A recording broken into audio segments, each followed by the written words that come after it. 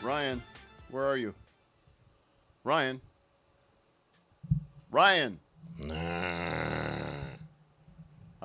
Folks, I don't see Ryan. Ryan. He hasn't been here. This is really strange. This is our Halloween special, folks. I do not know where Ryan is right now, so... Ryan! Is that you? I not. Ryan! No! This is not you! I time to start show. It is you. It's you prompting me again. Drove here in my Prius. Oh my gosh, it is Ryan. No way. Oh, Ryan, are you okay? No. Did somebody bite you? This is what happens when you have to shuck the snakes. Shucking the snakes does not do this, Ryan. This is not okay. Let this be a lesson to you. No, Ryan, I'm so sorry. I'll never have you Oh, Ryan, you got me. Oh, come on, man. Come on. And, Chuck, you're right. No hat today. Halloween special. Got the beanie on. What the heck? Beanie? And had to feature our zombie puppet. Well, he's got some cool hair right there. Oh, yeah. He is there. They say don't be edgy. Yeah, I hope you enjoyed our opening there. And this is our Halloween special. We have got some really cool stuff here, including the maker, the engineer of the original Haunted Mansion in Disneyland. Our special guests. We love all of our performer spotlights and special guests, but Steve has been a big fan of all things Disney and Walt Disney and all the Imagineers. Yeah. And to get to sit down with Bob Gurr, who designed the monorail, Autopia cars, the bobsleds for the Matterhorn, rhinos for the Jungle Cruise, and so many other things. We got to sit with them for a long time and just talk about all these cool stories. Incredible. Amazing. And you get to hear that today. Oh, it's a good one. It's a good one. Pretty cool. Hey, if you are joining us, make sure to say hi in the comments. Oh my gosh, Lee Rademacher's here. Let us know if you're here. Is here. What up, Paul Meredith? Burnham is here. Say hi. Chuck Lyons says no hat. Right, because I have a beanie on. Yeah, This is a big change, guys. Francis, he realized that you were a zombie right away. He got that whole Halloween gag. Carlo is here. And if you haven't yet, take a moment and share this video, because as you can see on the screen, you share this video, we got a giveaway at the end. Yeah, we would love for you to win. Wait a minute. Hold it. You ain't nothing but hound dog, crying all the time. I mean, rockabilly's kind of Halloweenish.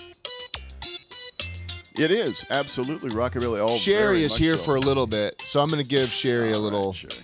All right, Sherry. Pay attention. I'm sailing away. What? I don't know why Styx came to mind. Probably for the copyright infringement, but that was for you, Sherry. Come sail away, come sail away, come sail away with me. Swipe right. Oh, my God. And also to fit, hold on. Yep. To fit the theme of the show. I hear crickets. We have a creepy, spooky fan. I'm going to move my mic so you can hear the creepy fan that's going on. Do you hear that? That's like crickets out in the forest. That literally is the fan noise. It sounds like creepy crickets in the night. Okay. Wow. Well, that's good. But I appreciate the air that the fan is putting out. Good point, It's Steve. Our next line of characters. Like the exhale. We're done with Dinky. Say hello to creepy, creepy crickets. Creepy crickets. Creepy, creepy crickets. New from Axtell Expressions. They're creepy and they're crickets. And that's about it. Crazy. We are not finished with the Dinkies, though, I have to tell you. Oh, my gosh. That's we got right. Some great stuff. Oh, Daniel Robinson's here. We have a Sherry new is here. Dinky. Amanda Stump is here. Yep. John a new Adams Dinky, is here. too. Yep. Introduced to everyone tonight, including a Dinky auction. Awesome. So John, stick around. Send a photograph of you with your puppet, John Adams, to Ryan at Axtell.com. Ryan at Axtell, AXTELL.com, and he'll put it on the show tonight. Super exciting. Oh, wow. Yeah, that zombie does have an amazing voice. He really does. Yep. Okay, yeah, Adam says the rabbit song is stuck in his head. That's the minimal is that the rabbit song will be stuck in your head. Yeah, after tonight, it'll really be stuck. So Oh, yeah. glad you're here with us, folks. All right. Ryan, we have a big show. We got a king-size show. It's a king-size show. Well, Steve. And if people share this tonight, Ryan, they get to choose between any of the axe tracks for the Dinkies. The banana nana nana. Boom, yeah. Banana nana nana. Yeah. That's the banana song, and they don't say yeah, they say na na. Anyway, and you've got the lion. I'm the king of the jungle. I'm a righteous gent. That's right. And what else do you have, Steve? Roar! And you then have, give it to me, baby. I'm a rabbit and I hop, and I'm never gonna stop. Very Oh cool. yeah. Any one of those three, and then we have more coming. That's right. But yeah, those three tonight. We're going to be giving someone who shares this tonight. So please, we're going to see it above your name. It'll say sharer, and that means that your friends and people on your groups list, if you go to a group and share it, I just did you get even more people. 2 Axtell Entertainers. Awesome. Thank you. And hit that like button. Let us know you're here. We'll have a drawing coming up soon. And if you're watching on the YouTube playback or on Facebook a little bit later, come join us live like these insiders here every Thursday at 3 p.m. Pacific. Well, Steve, we've been busy getting some cool content from the insiders. Lots of stuff coming in from you guys. Lots of good stuff. We got to stuff. share it, Ryan. All right. Check Let me it out. resize this photo. We have this one fits the theme today. And what is the theme today? Halloween and Disney. Halloween and Disney and Dinkies. Oh my! But check this one out. Yeah. This is from Gina. Look at that. Gina is out there at Disney Disney. World. Come on, look at that. Look at that little guy going around Dinky monkey with her. all over Disneyland with the Dinky monkey. Ooh, that fan, man. I can't show the picture of my son because that's going to give away. Later. I'll show that one later because that'll give away the next Dinky. Check out this. Check out this Halloween storyteller.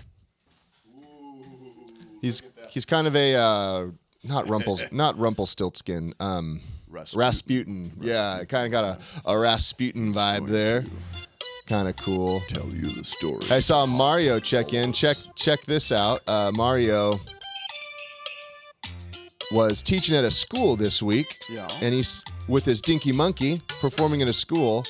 There's the Dinky and the banana in Canada. But check this out. He said, it's good when the school teacher dresses up in a banana. There's the class. Oh, I love it. Oh, that's cool. So, of course that works out. And then you got to love the dog in the green machine. Oh, look at that. Yeah, Mario. Learning magic. Yeah, Brad said Gina's video of the Dinky on the roller coaster was awesome. I know. Oh, my gosh. Yeah, she put up a video going down the roller coaster with her husband and the Dinky.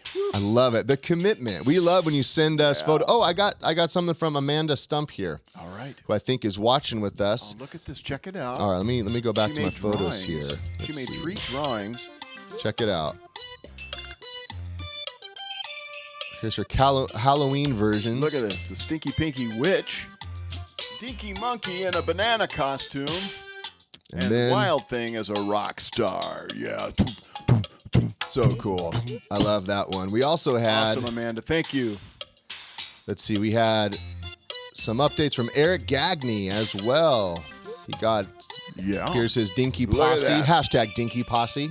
Look at that Dinky Posse. Oh, look at that little Dinky Posse. And for those of you that are, waiting on rabbits and dinkies, we just shipped out some more. In fact, I think I got a photo somewhere. Right here. Check it out. I'm gonna pop this guy up. We got orders going out. Oh yeah, we do. To you good folks. Yeah. Here's a Look at Here's that. a box of Look at the boxes. rabbits.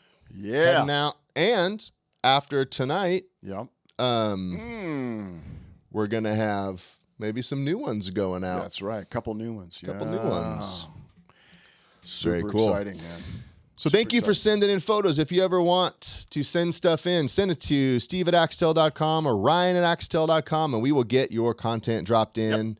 Yep. And you were busy at the shop. So totally busy at the shop. Man, we have so much stuff going on at the shop. Not only Dinkies, but lots of other puppets. Let's take a look at what Jose and the crew are doing. Will do, but first, Lawrence Prestige just said it's his birthday today. No way! And he's loving the order he received this week. Awesome. Lawrence, So congratulations. happy birthday, and happy Lawrence. birthday. Thanks for sharing it with us. Hey, hit the like button if you enjoyed those photos, and to wish Lawrence a happy birthday. We're here to create innovations that help you entertain the world. And so when we get to see how you're doing that, we love it. Yeah. We love getting to see that. Fantastic. All right, let's take a look at Congratulations and what happy was birthday. going on at the shop this week.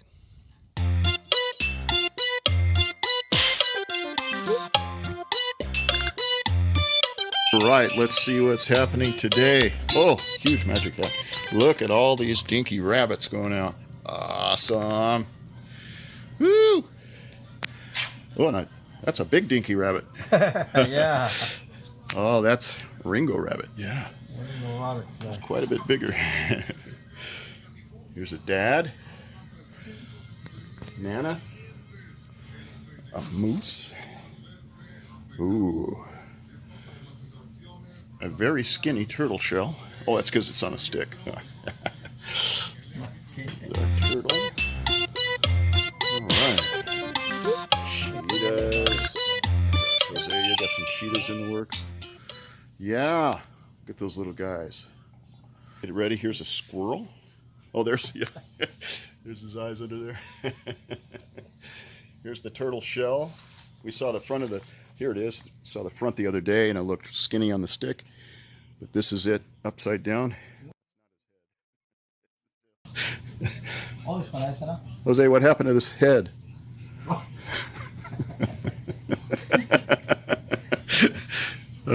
Sandra, what do you got? I got that slot. Working on the sloth toes. Look at, there's this body getting ready, and then she's got the toes, the 3-toed sloth. Look at that. Actually, 3, 6, 9, 12-toed sloth. And saw these the other day. This is just a progress report. She's there. We got two toucans. One's an animatronic toucan. This one is the animatronic. And this is the hand puppet. And they're to match for the customer so he can use them on stage in the same show. But it'll appear to be operating on its own after he's done it as a hand puppet. More rabbits. Oh my gosh. And a big one. Whoa, check out the difference in size between these guys.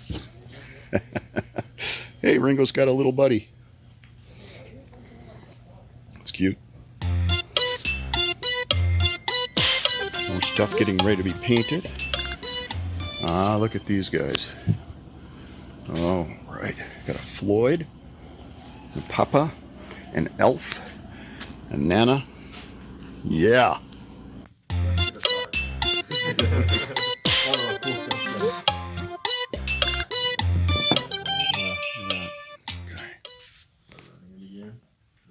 Test. Hey, hey, hey. 1, 2, 3. Super cool. Dinky Lion. So loud and official. That little dude. Actually, he's the Dinky Cheetah. He's a cheetah. See, he is lying. He is lying. But my test file. You're a says cheetah. cheetah. You're a cheetah, and you lie. Try this again. Hey, I'm a fast cheetah. Okay. Hey, I'm a fast cheetah. There we go. Now he's not lying. Hey, brother. Come on. Yeah. Pretty awesome. Just some progress So reports. exciting. And fun fact, Yeah.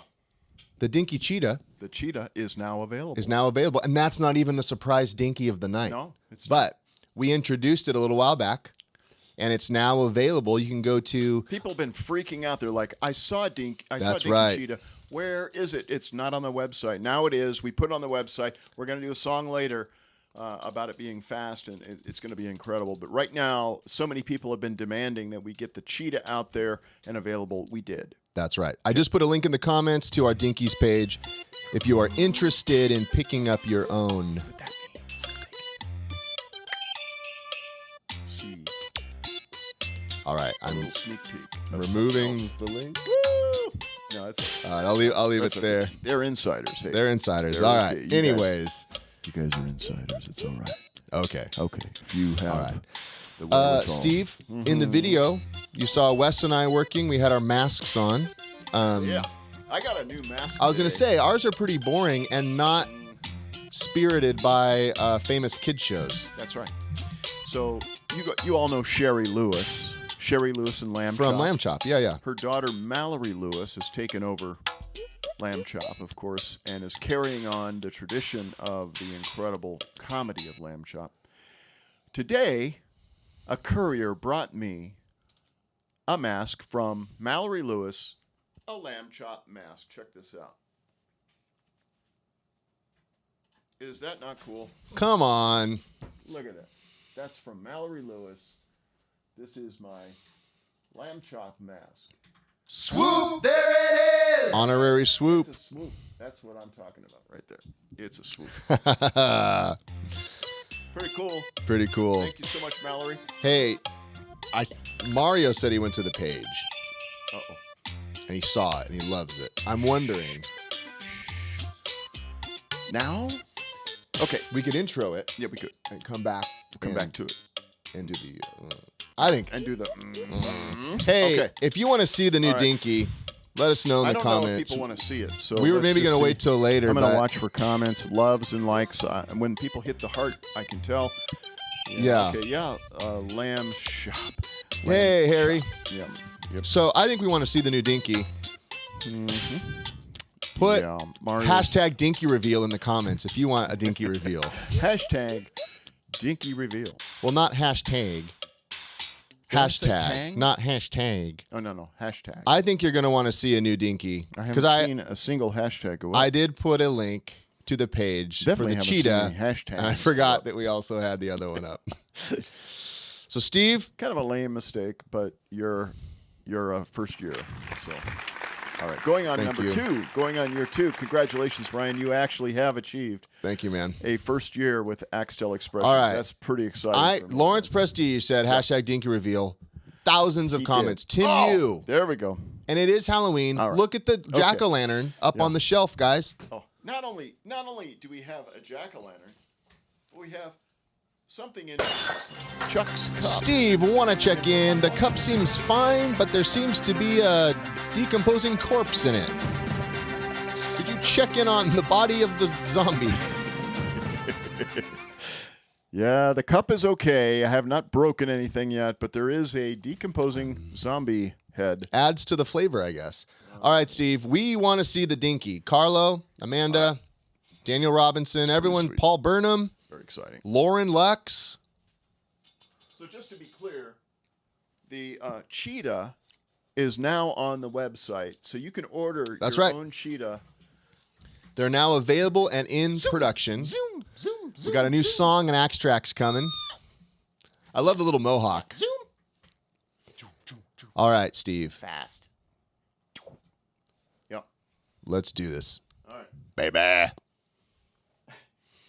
Wow, Ryan. You always do that. You And sure sound a lot like well, someone I you know. always do it. I'm like, whoever does that voice sounds super cool. Exactly. And you imitate it so well. All right, everyone do a drum roll. I'm not seeing drum rolls. Drum rolls should look like Hands are getting sore, Steve, and move it along. should look like buttons. Lots and lots of like buttons. That would be what I would consider to be a drum roll. Kind of waiting for a Could this drum roll. suffice, Steve? That would help the sound effects of the like buttons, which I will be watching for. Yeah. right, I'm gonna take a break. There, here comes some. Here comes some now. Dinky. All right, there we go. Now can we have a synchronized drum roll with your chest, please? Here come the like buttons. There we go. Now we're all synced up. Here we go. Ladies and gentlemen, our latest Dinky monster. There it is. The Dinky Monster. I love this guy. Look at his horns. Look at his horns. He's got 2 horns. Yeah, got horns. And then he's got, look at this nose. He's got a turned up nose with 2 double nostrils. I love the tongue sticking out, though, Tongue because is sticking it out. automatically points the voice in a certain direction. Oh, yeah, You know. that's right. That's right. It does. Love the colors, too. It does. Yeah, Harry, he's awesome. Yeah, Lee. Hey, if you like this guy, let us know in the comments. He's now available. He's actually up on the website, which is why Halloween. when I put the link out, I realized, oh yeah, you're going to see the monster, so we figured we'd Monsters show aren't it. just for Halloween. Monsters No. are for everything. Monsters can represent the pandemic to kids. So it was funny. I took this home to my kids last night, and we were playing around. So the monster is $119.95. Yep, that's right. It's a lot more work than a regular. Yeah. Dinky. So it's like the rabbit. Little more work goes into some of the body, just due to the design. That's right. But yeah, $119.95. I'll put the link there. Let's see. TheDinkies.com will take you there. Or Axtell Expressions. I'll give you the or direct link right now in Axtell.com case. /thedinkies.html. There you go. In the comments right there. But so what's fun is I took this home to my my kids, and my youngest is 3. I'll show you a photo. Now I can show you the Prove photo. that, Ryan? Now let's go ahead and show the photo. All right. This is so cool. This is Sawyer. Let's get this up here. Sawyer, the little This is my bugger. youngest. Yeah. Let me turn off this this is other amazing. photo. And I'm so proud of this guy. here he is. Look at that. Look at that. We're in the He's process got of moving. both the cheetah and the monster. Yeah. Oh, you're in the process of moving, Ryan?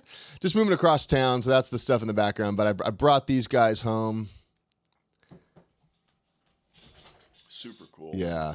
So, anyways, He's yeah. in So heaven. Sherry's asking what happened to keeping them all under 100. So we are still shooting for that. That was Sherry. introductory price. These are our introductory prices, and just because of the design, there's a little more craftsmanship and work that goes into some of the design choices in the monster and the rabbit. So That's right. yeah, so those ones are $119, and the rest are $99. Yeah. Yeah. Complicated. But I love this guy. Complicated. And what I was going to say is I brought it home to my kids, and we were playing with him, and it was fun to see how the face inspires a voice. And then also the kids were saying it'd be funny if he's vegan or vegetarian, or he talks about being super scary, and then actually he's scared of you.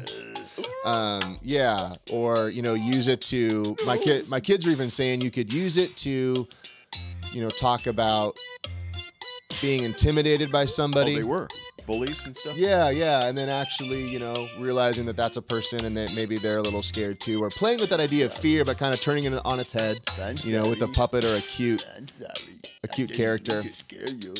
I'm sorry. Yeah. So, but it was fun because of the sculpture that Steve did. It pushes, your mind to kind of go to that vocal sound or that voice style that kind of gives it that tongue out of the mouth, Tasmanian devil, Exactly. So anyways, this is the new Dinky. And here's the thing, friends. Here's the thing. We are going to be auctioning it off Yeah. Tonight. at the end of the show. Yeah. End of the show. Oh, this is a great show. Someone's going Oh home my gosh. with the first monster. Somebody's going to get this. Somebody's going to get this. And The this very one, first one. this one's ready to ship. The other ones are ready to go into production. So you can, of course. This will go out tomorrow. Yeah. Super fun. And we're super excited. So we have 5 Dinkies so far. We got the monkeys, we got the lions, we got the rabbits, we got the cheetahs, and we got the monsters now. And there's more coming, friends. Yeah, that's right. We're not. Hey, Jack Stein is here, and he said he hopes we have a convention. We are going to have a virtual CAX convention this year in January. Is it January? Yeah, it's January, and we will be putting up information on that later. That's right. The CAX convention is Cadabra and Axtell together. Oh my gosh, it's great. All right, so excited that you got to see the Dinky monster this soon in the show. Didn't know that was going to be happening, but thank you, Ryan, for prompting that. I know you got bit by a zombie, so you've got all kinds of things going on. Well, I figured let's go ahead and show it. Now, raging. Now people know what the auction will be at the end of the night. That's right. And super cool. All right. Yeah, so hey, we got a killer interview with Bob Gurr coming up. Yep. And we'll be getting to that in just a second. A Disney legend. We got to sit down with him for an extended interview. So it's a little longer than normal, but the stories he tells about working at Disney with Walt Disney himself. With Walt, is just killer. So we thought for the Halloween show it'd be fun to get him because he designed the Haunted Mansion. Among many things. What were the Doom buggies. Doom buggies is what they're called at the Haunted Mansion. Doom buggies. Hey, shout out to Zach. Yeah. Already ordered the monster. Awesome. Congrats, Zach. Thank you so much, Zach. Appreciate it, man. We love it. We love it. Thank you. So, thank you. But before we get to that, Steve, yeah. We had a cool top secret custom project we wanted to let everyone in on. So not only do we work with Disney, which we have done before because I did the chimpanzee for the opening of the Indiana Jones ride, but we have also worked with DreamWorks, and here is the making of the Madagascar puppets that we did with DreamWorks.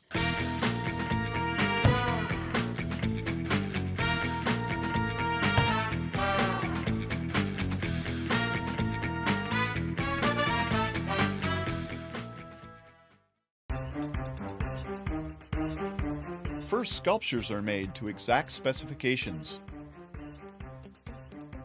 Then plaster molds are made over the sculptures so that rubber heads can be cast for the puppets. They are carefully detailed with airbrushing and hand painting. The body structures are designed and built using foam and other armatures.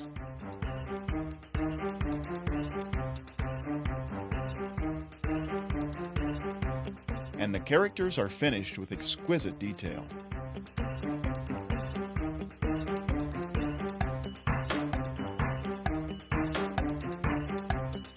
Axtell Custom Puppets are the top-of-the-line quality available anywhere, and they are sure to be the star of your next show.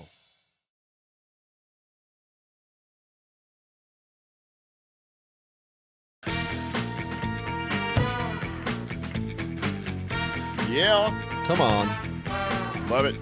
That was a fun project. Super fun. I'm honored to have done it. They said it wouldn't be... They gave me 2 weeks to do that project in, folks. Oh, my gosh. And Jose and I and my crew kicked butt. We got it done for them. I could have done it in one, but back to you, Steve. You know, they were in a jet taking off. Jeffrey Katzenberg and all the actors were going to New York from L.A., and they were in a jet, and the actors had no idea. And Jeffrey opened up these cases that we had packed them in. Epstein or Katzenberg? Oh, okay. Just want to make sure we have the right Jeffrey. No, Jeffrey Katzenberg. Got it. Not the plane of Epstein. Just saying. Okay. So they didn't know what was in the boxes, and he showed them all the puppets. So he opens it up, takes out their character, hands it to them, and oh my gosh, they had the most incredible time learning how to operate them. They watched a DVD that I had made on their jet plane DVD player, and they learned how to operate the puppets, and that's the photographs that you saw there. That's super cool. Very, very fun project. One thing I like about that project, Steve, that you pointed out to me is the voice. I forget the actress who played the voice of the hippo. Oh, that was it's Will Smith's wife. I'm blanking on her name. Jada Pinkett Smith. Jada Pinkett, yeah. So you wanted to, make the hippo.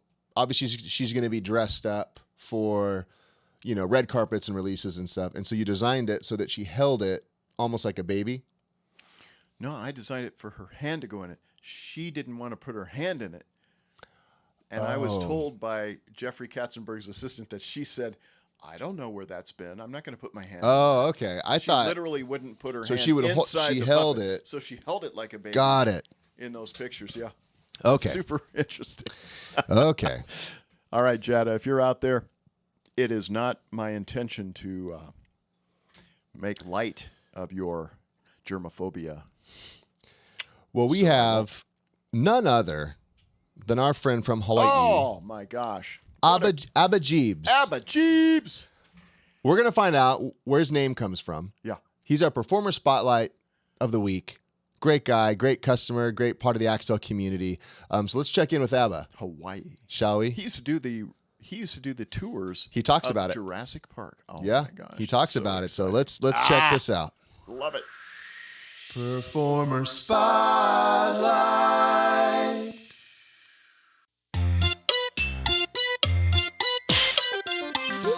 Well, my name is George, but everybody knows me as Abba Geebz, and that's a derivative of my name, George Bernard Gutierrez del Barrio Jr. So Geebz is a nickname from that. And the Abba Geebz thing, Abba is short for abuelo in Spanish, grandfather, and all 7 of my grandkids can't say abuelo, but Abba Geebz they can say. So that's the impetus of that name. For myself, I am a composer, a third-generation music composer. My family, myself, very well entrenched in the music industry, behind the scenes, orchestrators, conducting, and stuff like that. I currently still write. I'm an old composer, so I consider myself now a decomposer. I'm sorry, that just was bad. And currently live in Hawaii, married, 2 daughters, 7 grandkids, still write music, surfing, and I am a ventriloquist now. Love it. I can't tell you how stoked I am, and it's been an amazing pivot in my life. Yeah.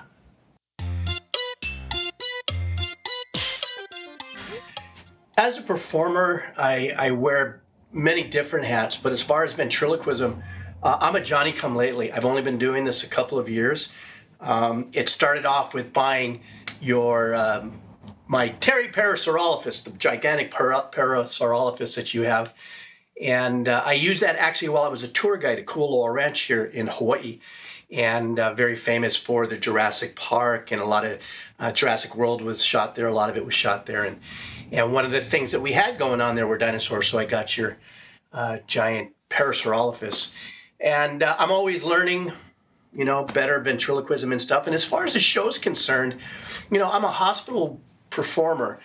And that's all I want to be. I don't have any illusions of, for myself at least, to go any more into the world of entertainment as far as, developing a show per se. However, because of coronavirus, it canceled my tour. I was going to try to hit 100 hospitals, and through 2020, that's not going to happen. So I have been spending more time on videos, figuring out a way where I could be of service to the Department of Education here in Hawaii. So I did strike out and do a couple videos that are on my YouTube channel that have to do with learning Hawaiian language, how to count, the parts of the faces and the body, colors, all in Hawaiian. So that's the trajectory I have as far as a show is concerned until I'm allowed to go back into the hospitals. Well, as far as Axtell puppets, I wish I could have them all. Such amazing craftsmanship, artwork, and obviously Steve. If you know Steve, and you just look at Steve, you could just see in his face where he gets all these great ideas. But what do I have is I have behind me, you might be able to see some of them. Actually, it is 80% of my collection. I have, my favorite. This is Wyatt, obviously. I have Makoa Honu, which is down here. I have Brandon Pterodactyl, which is your pterodactyl. I also have Dynamite, which is the dinosaur in an egg. And I have Terry Parasaurolophus. And very important parts of what I do in my show. And each one of those characters actually represent everything from anti-bullying to Hawaiian lessons, and so they each are getting used fairly equally. Especially now moving forward, I'm really defining the characters and how I want them to work with me to hit some of the things I'll be doing on video now. So, yeah, those are. I'm an Axtell puppet addict.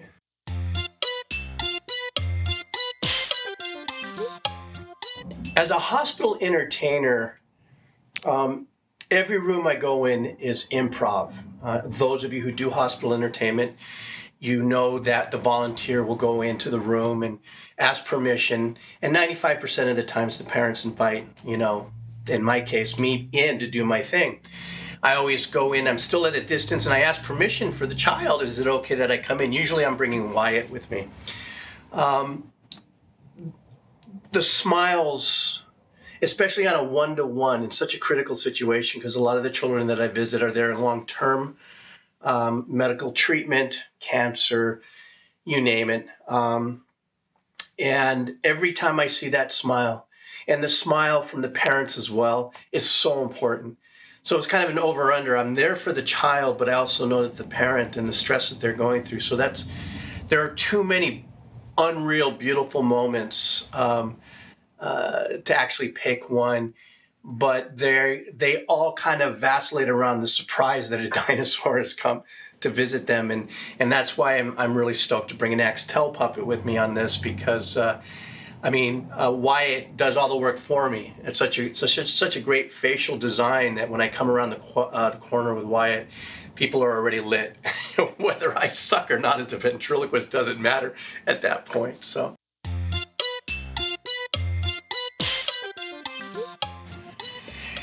I can't say that I actually have an awful or nightmare experience.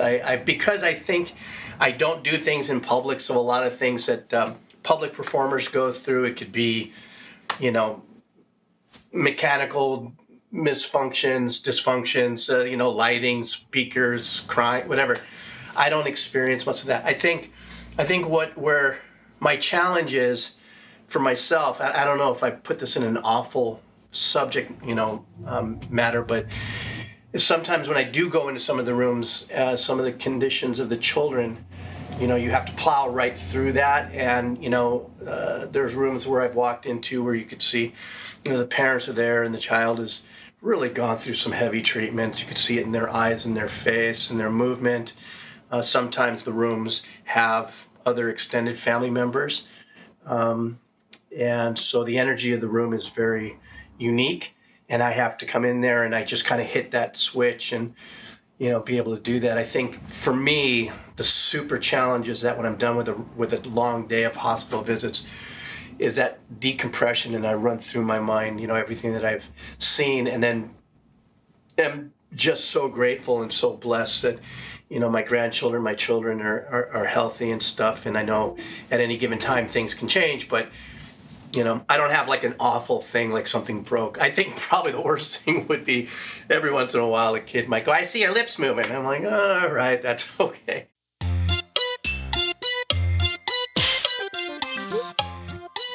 I think what I'm going to be shooting for in the future, because I love this art form, it's very new to me. So 3 years ago, it wasn't even anywhere in my radar.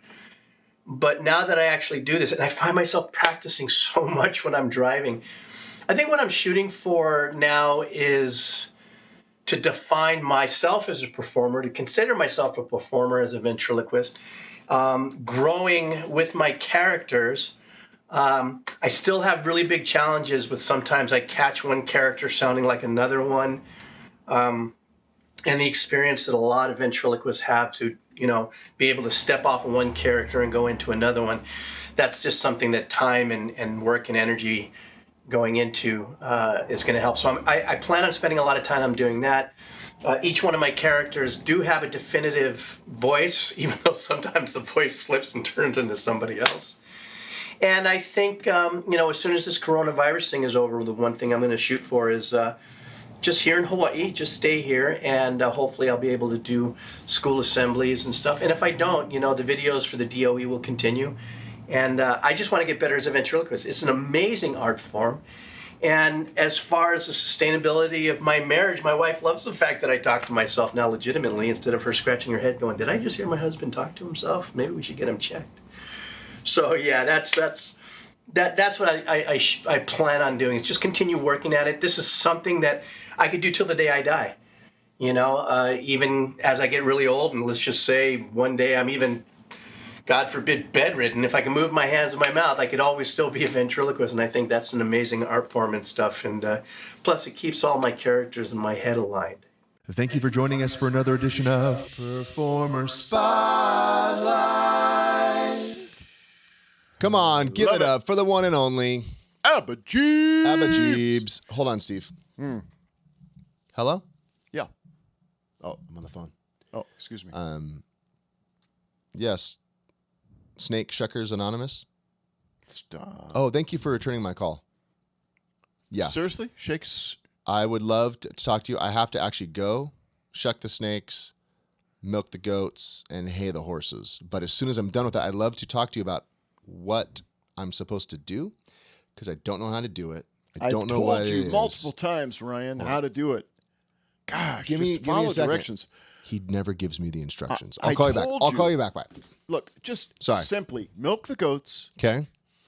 hay the horses, Okay. and shuck the snakes. All right. That's it. Now Friends, go do it, please. I'll be back. Please. Go do it. In a little while, you'll be back with us. But right now, I need you to do the chores. Okay. All right. Thank you. See you guys in a minute. All right. Thanks, bud. And now it's time to Ask the Tiki. All right. Well, hello there, my young squire. I'm sorry? That's from one of my favorite movies, That Thing You Do. Yes. Yes. Well, Followed by my catchphrase, give it to me, baby. all Find me we on have Tiki Talk. We have some questions here from Francis. We say, he is asking, when will my beast arrive at my doorstep? Well, we have hidden cameras on his porch right now. Go out there and look. Just kidding. But we are doing our very best to get it to you as soon as possible. Oh, very good. Amanda Stump is wondering, do you know any night crawlers? Well, I don't personally, but I love the movie Nightcrawler with Jake Gyllenhaal. Does that count? I think it does count. And what do you like about that movie? Well, I always loved him as an actor, even from the earlier movie about NASA rockets, August Rush. Is that He's right? just really grown into himself. He plays that next door kind of guy that just really delivers on performance, yet seems grounded in his personality, you know? He's so into pop culture. I don't get it. Aren't you from like the islands of Tahitian? Oh, have I Toholda? never told you where I'm from? Toholda? It's pronounced, try it with me, Ta. He, He. T. T. Put them all together, and what have you got? Tahiti. Tahiti. Oh, wow. Nailed it. That is amazing. All right, we have another one here. Oh, great Tiki. What costume would you wear for Halloween? Oh, man. I would probably dress up like this guy next to me, Chris Angel. As long as I could have a six-pack like him and edgy hair. He actually has a 7-pack. Good point. I made a point of giving him a 7-pack on his puppet. All right, what is your favorite candy?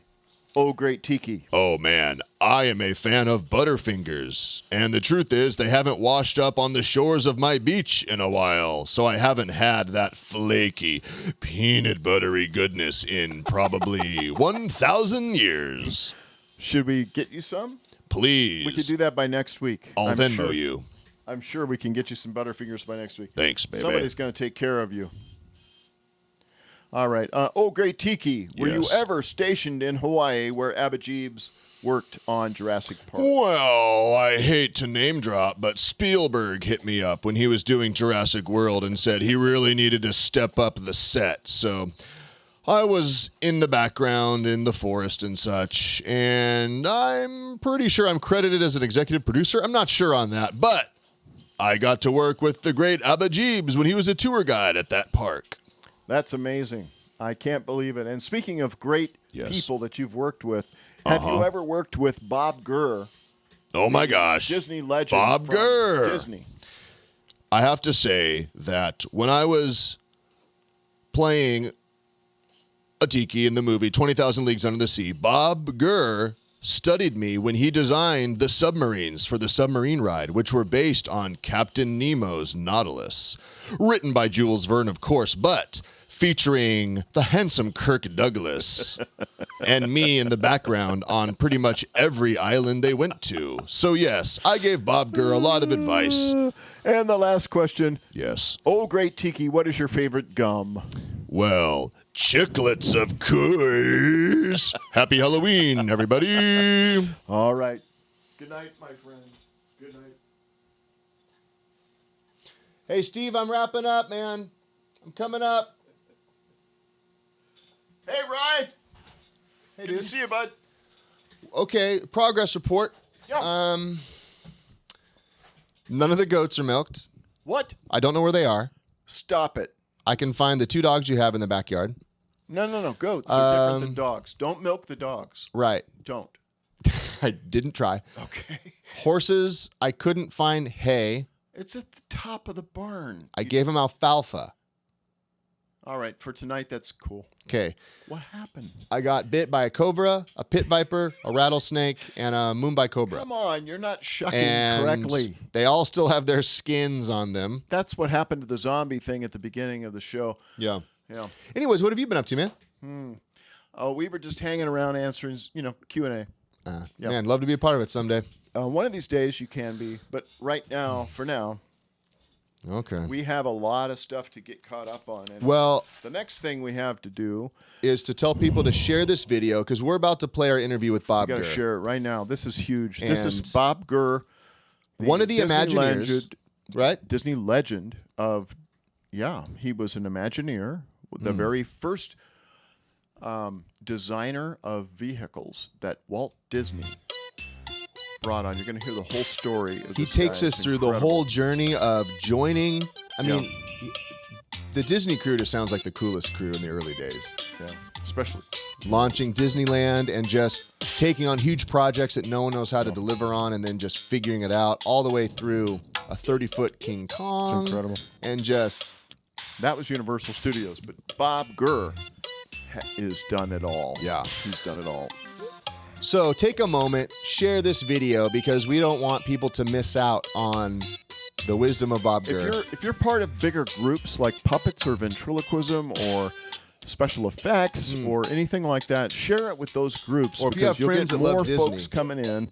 I'd love to have about 100 people here to And watch Steve, this. he was It'd be featured so in the Imagineering documentary, Yes, right? yes, the one that On is Netflix or right Disney now Plus. it's on Disney Plus. Yeah, right now the Imagineer series. So takes you good. behind the Bob takes you back there behind the scenes. Oh my gosh, it's incredible. So Thanks so much for sharing. yeah, and sit back and enjoy. Reminder, Steve, show us the monster because as soon as this interview's done, this is one of our longer interviews because we got to spend some time with a legend. And as soon as we're done, we're going to be auctioning off this little guy. Monster.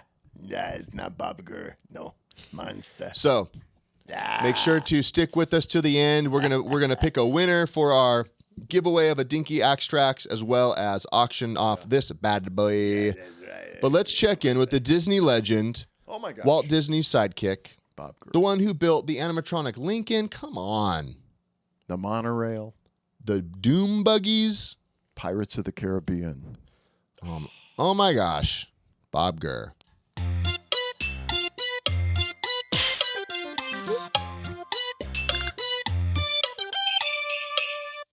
Oh my gosh, Bob Gurr. Look at you. How are you doing? Always doing absolutely fabulous. People always ask older people. They say, "How are you doing?" Or they'll say, "Have you been well lately?" Or are you suffering in the pandemic? And it's like, hey, many Christmas. It's like I'm just a regular 28-year-old. You just say hello. Now, you mentioned 28, so I know you just had a birthday. Tell us. Oh yeah, the birthday. Most people have it on the day of the birthday, but because 13 years of having a birthday on a cruise ship, you only can have it on Friday when it's going north out of Mexico. So it doesn't matter what the date is. And I got used to the fact that so many people always wanted to throw a party, but then 3 or 4 people, they can't all come on one day. It's not fair. So everybody agreed, okay, we'll do the early ones and the other people do the later ones. Oh, how neat. So I've actually had 4 parties starting about 10 days ago. And then it hopefully after today, it'll calm down a bit. Well, I am going to be sending you a special surprise in your email, and it's our Tiki singing. If you haven't seen it already, I put it on your Facebook page, but it's our Tiki singing happy birthday to you. So Okay, well, I reviewed the characters early, especially the pig. That pig, white character.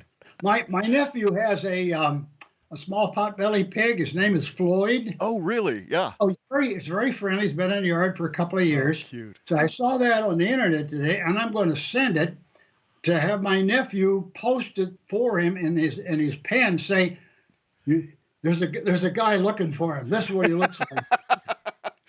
Yeah, oh my gosh. He's a pig from the CIA. Yeah. Oh my gosh. Bob, you have had such an incredible career. For people that don't know your face, they absolutely 100% know your work. And that's people all around the world. Take us through a little bit of your illustrious career with Walt Disney. Well, it'll take between now and Friday night. No, in all seriousness, you might start out with a career dream at 5 years old. It refines by the 8 years old. Then pretty soon 12 years old, 12th grade, it gets pretty serious. Had my heart set on designing airplanes. Engineer. Yeah. My math was so bad I was not accepted into the Curtis Wright Technical Institute. And I thought, well, okay, my backup is cars because it doesn't require mathematics. Okay. Went to Art Center, graduated from there. Half of the classes I was supported on a General Motors scholarship. By the time I got to Detroit, the job placement officer was drinking in a bar for 2 days with Ford executives. And they talked me into going to Ford, but don't go to General Motors. And General Motors already paid for my scholarship. So I went to Ford, and I was in the best studio there is, advanced styling. And in 2 weeks, I could see, Detroit is a dead end. Ah. So from 5 years old to 20 years old in Detroit, everything compressed. And then all of a sudden, it was like, whoa, wrong turn. Came back to California. Set up my own company. I just bought a rubber stamp, said R.H. Gurr Industrial Design. Wow. With a J.C. Penney invoice pad, and I'm in business. So I just kind of I goofed around for about a year, and then I got a call to go to the Disney studio.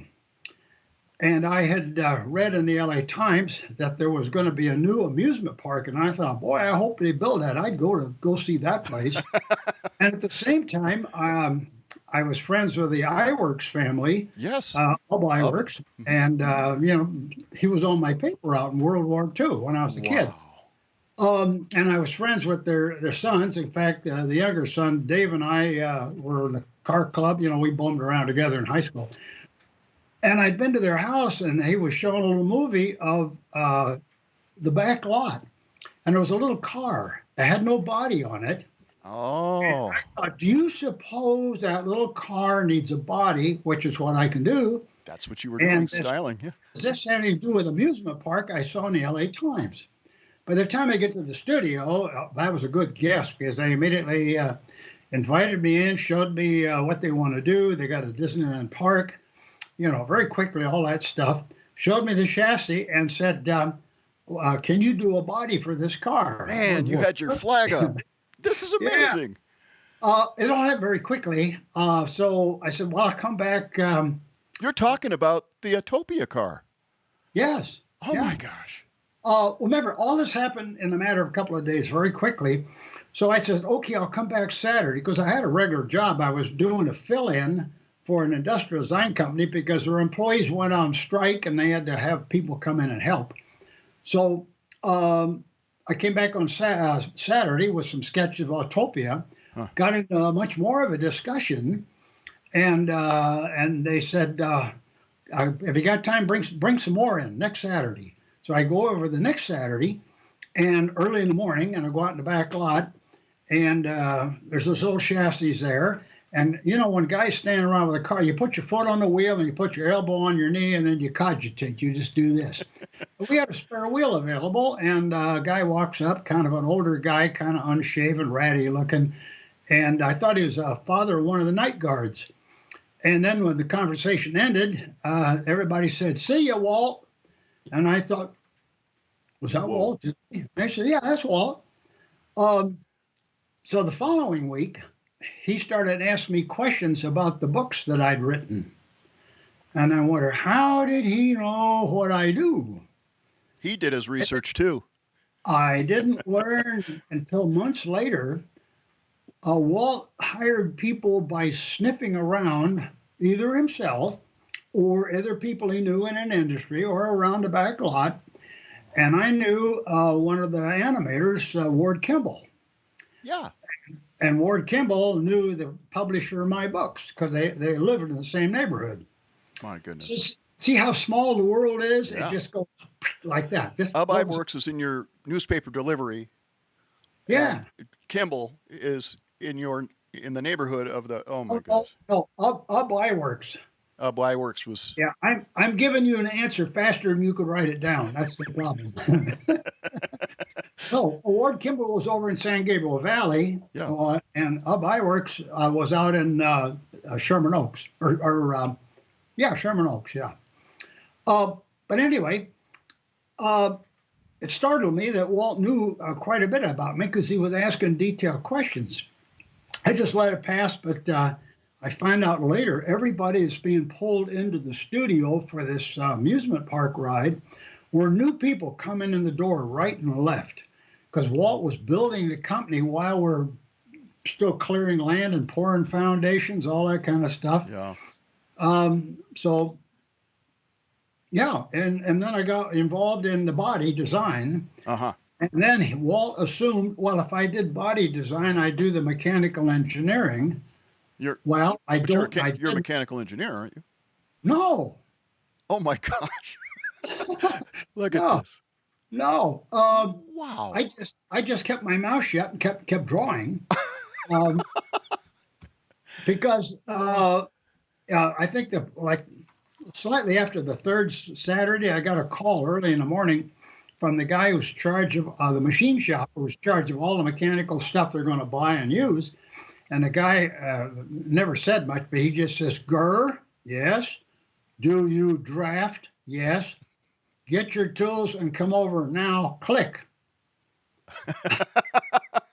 I had to get out of bed early, take my drafting tools over. And Walt assigned me to this guy. His name was Roger Broggie Sr. Roger Broggie Sr. Yeah. So, partway in the early spring, I'm trying to revise this little chassis that a local lawnmower shop had made it, but the guy got mad because Walt didn't want him to design the body because he knows the guy couldn't do it. Uh-huh. So the guy, since he didn't get the body part of the job, he wasn't going to get the chassis production. So he refused to help us and tell us where he bought the parts, what parts are store-bought and which parts are not. And then my boss, Roger, looks and he says, "Robert, you figure the whole thing out." Wow. That's a lot to lay on a young designer. Yeah, well, I'm 23, but anyway, long story short, we built 40 cars. We had one was a Walt special for Walt. We had two as police cars. Oh. So we had 37 cars on the attraction on day one, and at the end of the second week, we had two left running. Oh my goodness! With a long line. Oh yeah, huge lines. So that's a major turning point in a career. Yeah. I'm trying to answer your question up to that point, because at that point it was like, I'm in over my head. I didn't fess up that I don't do mechanical design. and I could see everything breaking, and I could see that I have to figure out why it broke, and I have to figure out what will make it better. Now stop and think. This was like your bottom dip in life. Wow. From then all the way for the next 12 years, or no, 27 years with Disney, that's what we did. We did new design, and we did design to repair or improve something. Mm-hmm. So it never would have done any good to have an engineering education, because everything you did, you never did over again. Yeah. Every new project Walt gave you would be a tiny one. It might be a gargantuan one, like a whole monorail.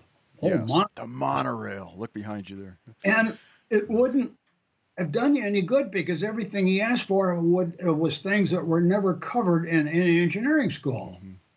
One of those stories. Yeah, but in parallel, all the guys that were working on Disneyland, which were initially based in the studio, were people doing stuff that they had never done before either. Right. Exactly. You remember, you're taking animators, background artists, yes, set designers out of RKO and a couple other movie studios, and you're mixing them up with licensed civil engineers, structural engineers, and concrete foundation people who are not artists. They have no idea what's going on to this crazy stuff. You just bid the documents, pour the concrete, get paid, and go home. And it's all a bunch of Disney artists. So I'm just one more in the pot, doing something I've never done, and I'm not qualified. But you have the gumption and the to-do attitude, can-do attitude, and everybody around you believed that we can eventually figure it out. You have a project. Groucho Marx just dropped the duck when you said gumption. That is the magic word. It's an old-fashioned word out of the 30s. It's the best word to use when you have people that are not trained, people that are just crazy enough, but they're full of enthusiasm, and they don't have too much fear, just enough fear, but not too much. Those are the people Walt looked for. Yeah. I saw it in everybody, which, they all wound up being called Imagineers. Oh, that's amazing. It is so different today when people are selected by a resume that matches a specification for a new job position. Walt never did that. He wanted to know what you've done or what you might be able to do, but he was not ever interested in a resume. He had a sense of what you might be able to do next. And it always spooked everybody, because he'd ask people to do something, and they'd never done it, and then they found out they can. And somehow Walt had that sixth sense about people. Yeah. Well, he sure had it right with you. And I tell me about this project right here. Oh, my gosh. This is incredible. By the way, the lady that sold you that poster, the proportions are completely wrong, because they ran it through a copy machine and it stretched. I wondered about that. It looked pretty tall and lanky. It's pretty terrible, yes. Okay. I can get another poster from your website, right? Yeah, I think I think. Do we still have Lincoln? Fandom Productions, yeah. I need, yes. Okay. Tell me about this. This is, we make animatronics. This is the first audio animatronic figure, isn't it? Lincoln. Not really. Okay, we're getting into the Lincoln then. All right. Oh yeah. I'm a car guy. I had auto shop in high school. My father taught me how to crawl under my grandmother's Plymouth and change a clutch and replace a transmission, and I rebuilt my Model A Ford engine. Wow. Stuff like that. But it's not engineering. But you kind of know stuff. Well, in 1963, very late in '63, while we're working on the New York World's Fair, Walt suddenly calls Roger and myself to the studio, and he shows me this very pathetic-looking animated Lincoln. And Walt was very upset with it. He says, "We've been working on this a year and it doesn't work, and we're committed to producing a Lincoln for the state of Illinois exhibit, and we're out of time." World's Fair. And I could see in a couple of minutes, ooh, this thing is nice. See why it won't work, because it was done by regular shop guys, but no engineering. Okay. Very interesting. And a lot of guys are used to cutting iron for special effects on the back lot, because it's a movie and you don't worry whether it works or not the next day. Yeah. Yeah. Not built to last. Yep. Yeah, yeah. And Walt was very upset, and he says, "Bobby, I want twice as many moves and half as much weight." And that was the end of the meeting. And then about 2 days later, he calls up and he says, "Say, would it help if I got an actor to come in, and we'll set up a 35 millimeter Mitchell camera and 2 mirrors, and I'll have him go through the motions of Abraham Lincoln, and then I'll give you a film strip, and I'll send a moviola machine over to where I was in Glendale." Wow. From the studio. And he said, "Well, you can put it on that, and then you can run it like we do editing." So I said, "Well, that would really help," because I didn't know the human body. I don't know where. Yeah, the parts. anatomy wasn't part of your training, and No. Yeah. but you're curious and you're an observer, so Yeah. So the guy sends the before I got the clip to work on. A couple of days later, he calls and he says, "Come over to the studio early on Saturday." And I went over there to one of the big sound stages, and they had the mirrors rigged up. You had a typical big old movie studio Mitchell 35 millimeter. okay. And they had a camera guy and a grip and a lighting guy and Royal Dano, the actor, Walt, and myself. That's all. Wow. And Walt gives him the script, and the guy goes through the script, with his big coat and all that stuff. So I'm watching, see how it's going to work, and all of a sudden Walt says, No, do it over. And I thought the guy did a good job. He read the script. Yeah. And I felt sorry for the poor guy. Yeah. And then the guy did it again, and Walt did the same thing. He says, No, I want you to do it again. And I remember the guy kind of grabbed his coat and went, and then he did it. And I thought it was terrible. Right as the guy finished, this thing's about a 15-minute run. Just as he's finishing, Walt jumps up. We're sitting on these half-apple boxes on the floor. Jumps up and he starts leading us in the Battle Hymn of the Republic. What is going on? And then I find out when we open the show, the end of the show is the clouds form the American flag, and that's the music. And then it suddenly dawned on me, because I didn't see that show until like the second week, because I was still working on the Ford Magic Skyway in New York. Oh, wow. I got over and I got to see it for the first time, and then I could see Abraham Lincoln was extremely unpopular. The other party just was ready to lynch him. He was in trouble with everybody, and his war was not working at all. Had to go out and make some terrible speeches. So stop and think, you got a president full of enemies. He is worn out, distraught, sick, wife's not too hot, problem with the kid. Yeah. What's he going to feel and talk like? Wow. He wore him down. Walt got that out of the guy on devious means, because it was for a mechanical reason.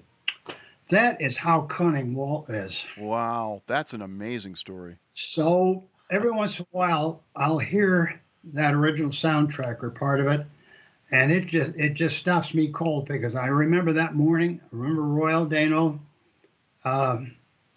It's so Walt, the way that was done. But hopping ahead to the figure, I saw the Lincoln figure in my mind on those first few minutes as an airplane fuselage, because I wanted to be an airplane engineer, but I couldn't. No math.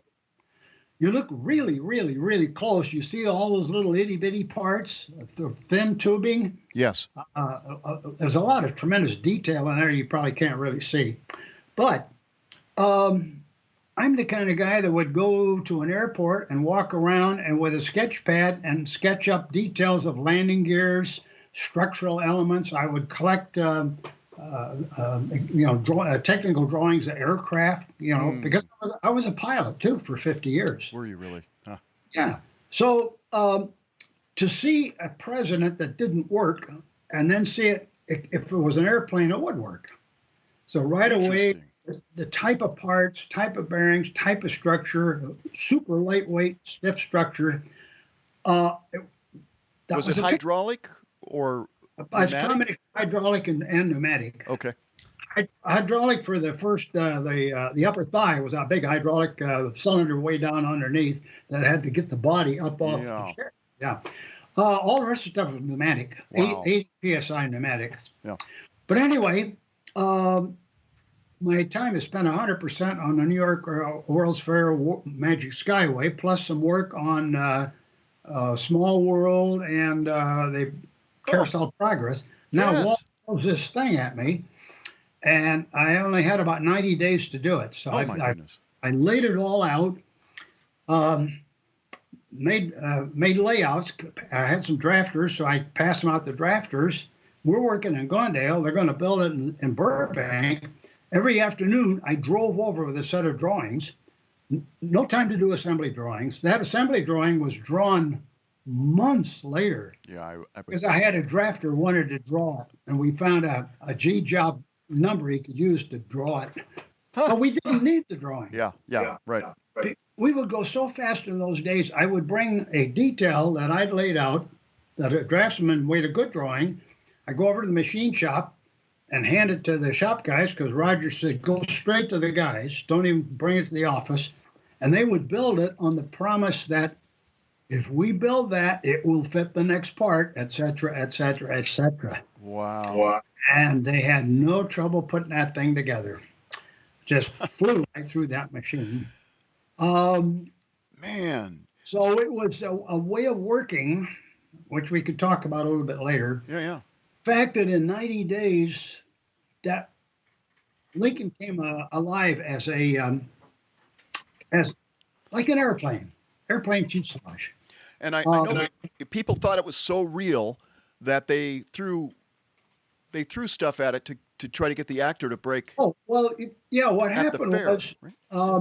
you got to visualize there were no believable robots in those days. They were not AA figures. No, that was robots. Robots you'd see on the movies. You'd see a horror movie or you'd see a space movie. Not very good. Yeah. Walt had it, we'd done animals, I'd been in Disneyland, and we were doing cavemen for the Ford Magic Skyway, but they're very rudimentary. Yeah. Walt had this idea, we're going to build President of the United States. A tall, skinny guy using large pneumatic cylinders. If it was Grover Cleveland, I would have had a much easier job. Trying to squeeze it all in there. The guy's a tall, skinny dude, So, when you see things from a different viewpoint than other people, I think that's always a clue, because you can ask somebody to do something they never did before, and that's not their line of work. Yeah. You'll suddenly find out sometimes you have a whole new deal. Later in your program, ask me about Michael Jackson. Same deal came up. Yeah. Will do. Yeah. Did you have anything to do with the Jungle Cruise animals? The only one I had anything to do with were the two rhinos that didn't work well. Oh, I love those though. Up the pole. They wanted to add some more animals to the Jungle Cruise. Mm-hmm. And the art director, Vic Green, had a gag for two rhinos who would come out and like two of them, they would charge the boat and then stop just before they got in the water. But this was before we had show control equipment, servos, and all that kind of stuff. And we had no time to develop it. So I tried to do it with mechanical springs where the track could go out one way, turn and come back by little bouncy springs and stuff like that. It worked great in the shop, but when you get it out there in the water and leaves and stuff on it, it gets worn out. It was not a reliable machine, and occasionally we'd get a report, why are there two rhinos coming out and mooning the people in the boat? They came out backwards. We never could figure out how to do it because it was before we had controls. Right. But right. Vic wanted the two charging thing, so most people were they said, look at that, they're mooning us. That's hilarious. Oh my gosh. We did that. Yeah, so we did take it out, but you did ask. And you made this is of course this is Halloween week coming up here, and the Haunted Mansion has to come up in our conversation. And you made the buggies. Yes. Wow. How much of that of the spinning, all of that was you, right? Oh my gosh. The gags. Do you remember the name of the machine? What we called it? The boo. No, the something like a Omnimover. Omnimover. Omnimover. That's the name of the machine. Okay. Oh, okay. Yeah, and then the body, the way its shape was, and it was flat black or flat gray. Somebody gave it the name the Doom Buggy. That's it. That's what I was looking for. Boo. Because the big deal at the time was a friend of mine designed the first Doom Buggy. Took it down to Mexico, and Bruce Myers. He was another car guy friend of mine. Yeah. He drove it down there, and then he brought it up to Newport Beach. He says, "Gurr, come on, drive my car. They're gonna love it." And I could see he made this body that would go on a Volkswagen chassis. Yeah. A quick kit car. So in Southern California in those days, Doom Buggies. Everybody got a Doom Buggy. And somebody says, at Disneyland they have a Doom Buggy. That's how the name got started. I love it. Oh man. But in point of exactness, when did that ride first start? It wasn't the Haunted Mansion. Haunted House, wasn't it? The Voyage Through Inner Space. Oh, that's right. Yes. The buggy. Yeah, they were blue. Yes. So those are the same buggies? That's the same ride, mechanical design, exactly. Wow. All the turns were the same? Same. Mapped out? Oh, wow. That's fantastic. See, the funny thing is, I remember that. A lot of people don't pay too much attention to history. They just see the important part.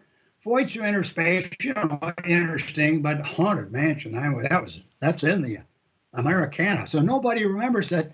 I do. It was the first. Voyage Through Inner Space was 2 years before. That's right. I can't believe it. That's something. See how much you're learning when you talk to the old people? Well, yeah. Well, I'm old enough to have ridden that ride, and I remember that, the big needle and shrinking and going on the voyage. And do you remember riding that? Mm-hmm. Yes. Did you remember what you were doing in the car on the ride?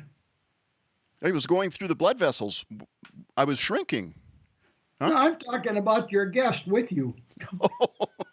No, that I don't remember. I do remember in the Doom Buggy, but what was the other one? No, my gal, the gal that was with me. That was my mom. No, whenever I go to a panel discussion and the Voyage Through Inner Space comes up, the crowd starts to snicker. That's for another show, another day. But, so I got both blamed and honored for a unique transportation system, which was a lot of fun. Yes, it was. Yeah, I do remember that. Especially in the Haunted Mansion, just how clamshell everything was and how protected we were. Well, when the show writer was writing this thing about we're going to go down on a microscope and we're going to go down past the electrons and we're going to go down and see a nucleus. This is an intimate soundtrack. The narrator was very quiet. It's like he put his arm around your shoulder and talked quietly just to you. And I figured, I could make the body shell come around here, and I got room enough to put a speaker on either side, and we could do it in stereo. Oh. Oh, that was neat to do it that way. Surround, So, practically and of surround course- sound. You did. Yeah, and of course, by the Haunted Mansion, it was obvious. That's the way we got to do it. Yeah. So much to talk about. The monorail is one of the big ones right behind you there. Was that? Now I know the story that on opening day you barely had time to make this thing, and then you took the President Nixon on the first ride, and it didn't stop or something. Okay. In 1953, Walt had a couple of typewritten pages of lists of things he wanted in his new amusement park. I got a copy of it, just all typewritten. Oh, man. And buried in there is just the word monorail. So his idea was way back in 6 years before we finally did one. Walt's always thinking of stuff. And by the time we get to 57, there's things he wants to do, and he'd been looking for monorail. And in 1958, right around, I think it was September 58, he and his wife Lily had a rental car, and they were near Cologne in Germany. And suddenly, in the forest, a monorail went right across the road in front of him. And startled him, and he went over and went to a place where the guys were working on. They all spoke German. They said, go across the street to the other place. He immediately went in the door and started talking about working with this new company he just found while driving the car. So he came back and immediately sent a couple of our business people over there to start making deals. Some lawyers and stuff like that, who's going to do what and all that. And I think the following week is when they decided they will go ahead on this thing. So he walks over to Roger and I in my drafting room, and he brings these pictures of this German installation. They had a couple, small train, a bigger one. Typical German World War II stupid aircraft looking thing, not very attractive, just dumb. Sure.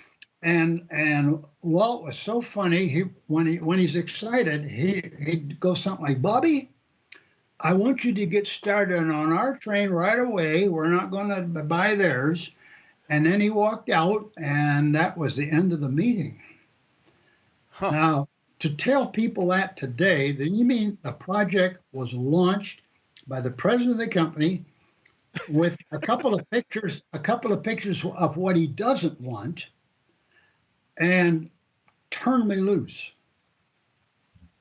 I had so many projects that started exactly that way. Wow. Say, Bobby, get started on. Think of this. I have a white piece of paper, and I can draw anything I want. And we're going at high speed, and we're very used to that. We don't have meetings. We never ask for approval. We never talk about money. And it was up to me to talk to the civil engineer down at Disneyland. They had were figuring out the size of the concrete beam. Oh, the height, width. Oh, well, then that tells me what I got to do with wheels. And then Bill Martin was the guy who was laying out all of Tomorrowland. All this stuff was winding around. You remember, you had Autopias, you had submarines, you had monorails, you had motorboat, all this big tangle of stuff. Wow. So I started with just two things. What's the sharpest turn, 118-foot radius, and what's the size of that beamway? And I thought, okay, that tells me a lot of things where I stop and start and pack people into it. And the styling of the train basically was based upon the Viewliner that I built 2 years earlier, a little Viewliner train. A very simple way to build something, quite simple, almost aircraft-like in a way. So from the moment that Walt walked in the door with those German pictures until I gave him a ride with his friend Dick on the monorail was eight. No, he called him. He's a friend. They're longtime friends. Richard Nixon, yeah. Yeah, Dick Nixon. Yeah, Dick Nixon. yeah. And it was 8.5 months. Oh my goodness sakes. And you can't get a budget out of a big company in eight Oh and a half months. Oh no, that's insane. Oh I my know, goodness. I know it's insane, but when you're there in the Yeah. middle with everybody around you doing stuff at the same high speed, Oh, you what? you do not see anything unusual. Hmm. You're just doing it. Yeah. Um, Oh, now, to be part of that, to have experienced that yeah, as part of your lifetime yeah, is a treasure. That you were the guy that brought Walt's magic to life. yeah. And it's nothing more simple than saying, uh, whoops, Wow. here, Bobby, start, draw something. You know, if somebody would have a minute later said, better do it so it's safe. They're going to put the president of the United States on it. Well, no. But safety all the first, other right? projects, people, that's the way they were working. Wow. Now, the funny part is, we, at the big, we had to do 6 cars, 2, 3 car trains. So my boss gave it to the closest company that sounded like could build something was a garbage truck company on Bandini Boulevard in East LA. So they got the job, Wow. but we were going so fast that I'd be down every day in their shop sketching parts for the welders that were going to weld stuff a couple of minutes from the time I sketched Oh something my gosh. because we were going so fast. Yeah. And it turns out they just lost the management of the thing as far as time. So my boss pulled the job, paid them for what they'd done, pulled the job, brought it to the studio, and put it in a sound stage, and said, "Robert, you supervise the manufacturer, but don't stop designing it." Wow. But you have to supervise now too. Oh. But here's the funny thing: everybody else was doing multiple jobs. They were wearing multiple hats at all times. Oh my goodness. And it sounds, it's a great big building. It was really nice. They had big doors, like studio. Yeah. And people were wandering in and out because this was fascinating to see what is these super streamlined trains. I finally put up a rope with a do not enter tag on it. And Walt would come by every day at noon and he would not go across my rope. I'd just stay outside there. He did. And then one day he came by with the company's finance guy, Mickey Clark, who ran the Retlaw company, was Walt's private family company, and then talked for a minute, and then they left, and then Mickey hands me a white envelope, and he says, "Walt doesn't know how you're doing this, but he thinks you ought to have this." And then I waited till they walked away, and I sheepishly opened the envelope, and there was 10 $100 bills in the envelope. See, Walt never would credit anybody to their face. Yeah. Huh. That Yeah. must have left something to be desired working for him. I mean, Well, people basically, they do anything for Walt. They just love the guy. They knew everything he thought about was going to work. wow. His taste in what American families would enjoy, both cartoons, from Steamboat Willie on up, all the way up to television after World War II, all the way up to an amusement park. And now he's building America's first monorail. Wow. I mean, one risky giant leap, just one after Yeah. another. And he's got people that'll go along with him and do it. Huh. And it works. Fascinating. Now I know that you, when you were retired from Disney and you started your own design company, Gurr Design, worked on a project that I remember from my childhood at Universal Studios, that huge King Kong, and it was a masterpiece. Did you, in your own design company, did you manage your projects and your people similar to what you'd learned from Walt? Well, yes, a lot of people who work for Walt, they if they thought they were good enough, they would branch off and make their own company. A lot of them failed, but some of them did good and they stayed in business. I was an independent consultant at the Gurr Design Company. Okay. So while I would sometimes be a consultant, other times I might actually be employed by a company. So it was kind of an open affair. But every job you do, you learn from that and apply to the next, and the next. Sure. So yes, we all came out of Walt Disney's world. High-speed ways to do stuff. Don't have any fear about it not working if you do good thinking. Yeah. So we heard about a King Kong project that Universal wanted to do, because in those days they were very timid. They didn't have a big design department. They would ask consultants to do various reports about, well, if we did this, how could be done? And there was a company in Burbank wrote up a specification for an animated gorilla about 30 feet tall. And somebody showed it to me one day, and I laughed my head off. This thing was, you take a small machine and blow it up literally to a bigger size. It's like a couple of train locomotives. You can't do something like that. So I had a giggle about it. And then Universal started talking to us about what was the name of the show that had the dragon? Conan. Oh, yeah. The Conan Swords and Sorcery show, because Gary Goddard, a very famous designer of shows, had 3 great big serpents in his show and his design. So we got the job to start designing how you could do serpents. Okay. And then out of that job came a need for a 24-foot fire-breathing serpent. Wow. And company said, okay, Gurr, it's yours, you do it. So it was like, ooh, I can't wait to do a fire-breathing serpent. You bought them. So I get to do one. A very, very simple machine to do. And then I had to design an elevator that would move it up and down a big shaft. Wow. And fantastic job, but that allowed Universal to see that they could go ahead with a King Kong if the companies that did the Conan show for them, it was such a successful show that it gave them the courage to go ahead on King Kong.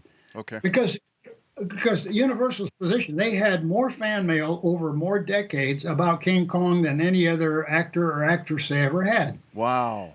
And they just kept going to do it someday, going to do it, for decades. And then it was like, oh, after Conan, say we could do a King Kong. Look at that. So by that time, I'm doing work for yet another company out in the valley. And we had meetings with them, and we could see how that thing would be done. And then they said, well, we don't want to do it all at once. Why don't you just make the head first? So we had this full-size head to design. And I remember Universal said, how big is 30 feet? We'll come out if you can show us 30 feet. So we quickly made a cutout of the head, painted it, and put it up on top of a nearby building. And I remember the suits came out in the limos from Universal, stepped out of the car and went, whoa.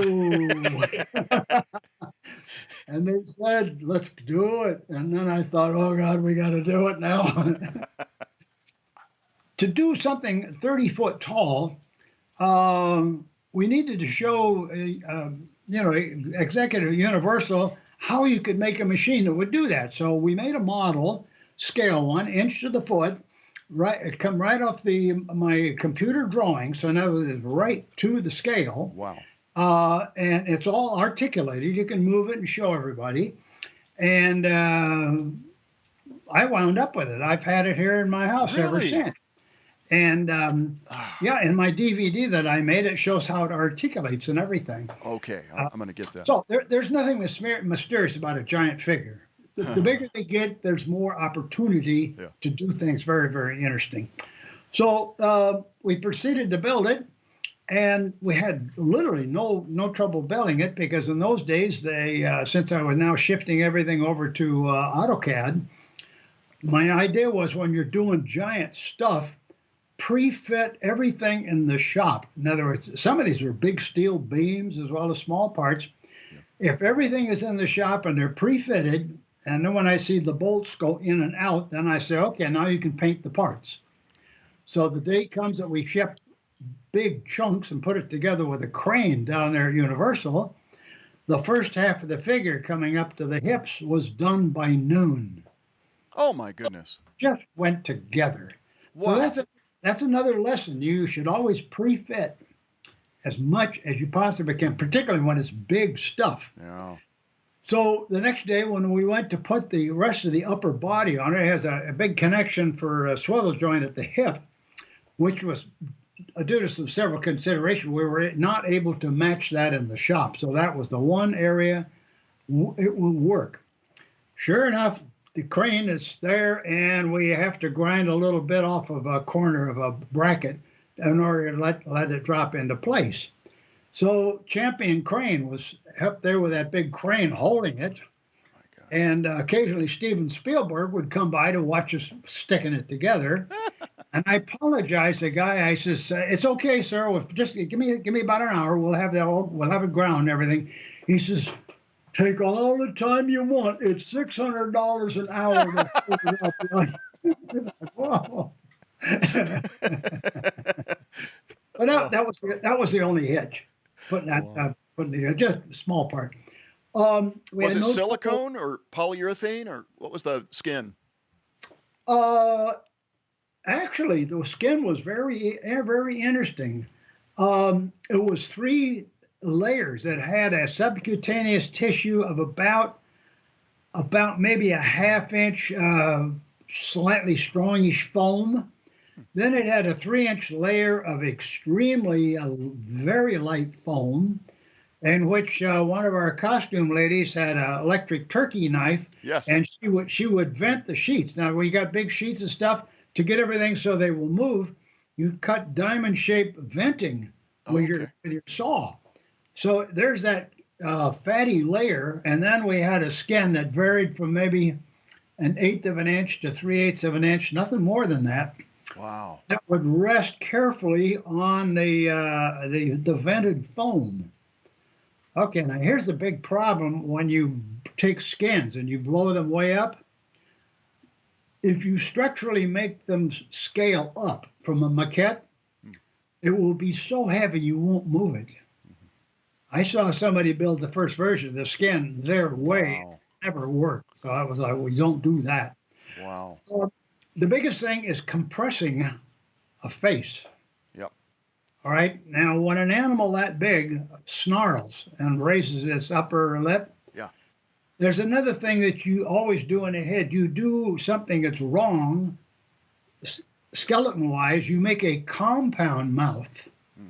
In other words, when the lower jaw goes down, you have a crank thing that the upper jaw, which you know is connected to the skull, technically, but you make the upper jaw have a compound, like a 30% motion. Okay. Because now, when any animal is threatening you, it snarls right up into the bottom of its eyelids. And that's the expression that scares it daily. Yeah, you just did. Okay. So machine-wise, you have to make sure that you do something like that, particularly a giant face. Wow. The next thing is, how do you make lips that are featherweight? Oh, they're going to be about that big in diameter, 3 or 4 inches. Oh, how about a vacuum cleaner hose that is a fabric with a coiled wire? It doesn't weigh anything. Okay, but it's with a wire, it's stiff enough to hold lip skin. Yeah. Okay. So it's so floppy, how do you control it? Flexibly, how about truck air brake hose? About a ½ inch. It's not very heavy, but it's incredibly strong because it holds high pressure. Yes. Oh, then, you just simply lace those on the vacuum cleaner hose. The next step you do is, how do you actuate the lips without a servo? Oh my gosh. You use double-ended Bimba cylinders. You put 2 cylinders together, and as you pulse them, and if you check the bleed valves just right, you have this randomness that it looks like a servo, and it isn't. Oh my goodness. And then you use tubing clamps to clamp the air brake hose. And then the cheeks, you have to have a bungee pullback, because otherwise the King Kong turns into a quacking duck. Yes. And you have to avoid the quacking duck look. We did that by doing a little bit every day and let the materials tell us what the materials would like to do. You can't engineer it. Yeah. Can't force it, and you can't do it by executive order. You patiently let it reveal to you every day, jointly in the shop with everybody. Wow. Observing. And that thing came out, when we demoed it to Universal, we scared the daylights out of them with that thing at night.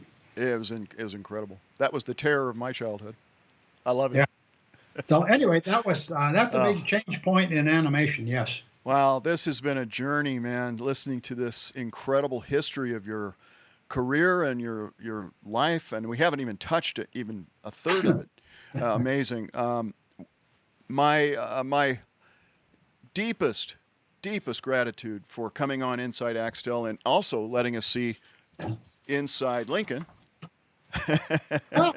and to hear your Inside Disney stories. Oh, incredible. Bob, thank you so much for your time with us and to be able to explore how your creative approach has worked with Walt Disney and with your own company and stuff in small ways has just been amazing. Well, you guys are such a fun bunch of guys. You're very open and fast, fresh thinkers, and lively and having fun. First off, every day, and still get the job done. Yeah. And you just look at the products that you guys do over here. And naturally, you phone me up, I'll talk to you. Sure. Thank you so much, man. I come from a fun place, and I'd love to talk to somebody with a fun place. Well, you're welcome anytime to our studio, and look forward to visiting with you in the future when this is over. All right. Maybe that'll happen someday. All right. Thank you. Come on, Okay, friends. Awesome. The legend. Is that not incredible? Incredible. For those of you that know who Bob Gurr is, you know how big of a deal it is that we got to sit down with him multiple hearts right now for an hour boom, boom, and hear boom, these stories. boom, And boom, guess boom, what? boom, We actually, there's so much we didn't cover. Boom, boom. Like my Boom, favorite, the submarine. Boom, boom, boom, boom, boom. The submarine ride. boom, boom, We didn't even boom. circle back to Michael Jackson will. and Captain Eno. I talked to him, and we're going to be doing a part 2. We got a part 2 coming up. Well, friends, we are nearing the end of our show, but we got 2 big things coming up right now.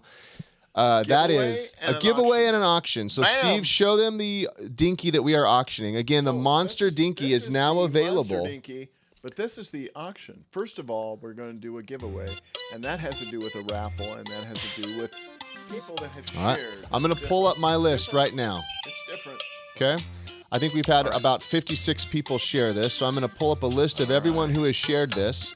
And Awesome. if you are present and I pick your name, you're going to win a Dinky Axtrax of your choice. That is the Rabbit Hop Hop Hop Axtrax, the Lion Hear Me Roar Axtrax, or the Dinky Monkey Banana Nana Nana Axtrax. So let's see here. Your choice. All Whoever right. wins is going to be your choice. I am so honored that Bob Gurr spent Oh some my time gosh. with us tonight. This was incredible. For Halloween, And probably for you, Steve, yeah. to hear one of your legends say the stuff about Axtell that he did, about the products we make and the people that are in our community. You know, the fact that he spent the time to dig into that He was watched so our cool. videos. He looked at our website and was super cool.